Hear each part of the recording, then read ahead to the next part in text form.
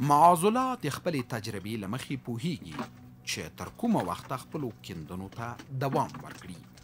هیله من وي چې دا شین غمی لاسته راوړي او تجربه یې دا هم ورښایي چې کله د خپل کار مسیر بدل کړي. ما فعلا کار داریم، در راسته هستیم. یعنی راسته را 10 متر 15 متر الی 20 متر تلاشی میکنیم، یعنی کار میکنیم.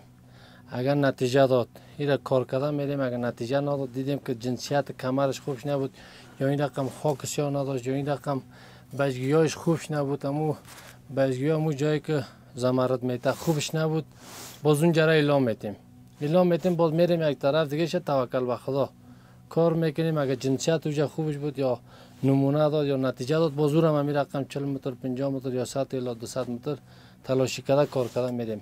تجربه ما نمی کمر خوبش است، اینمی را تلاشی کردن میبریم. اگر اینجا نتیجه داد این کار کردن میریم، اگر خدای ناخواسته چیزی نداد نتیجه نداد ما اینجا را اعلام میکنیم میریم از یک جای دیگه شروع میکنیم.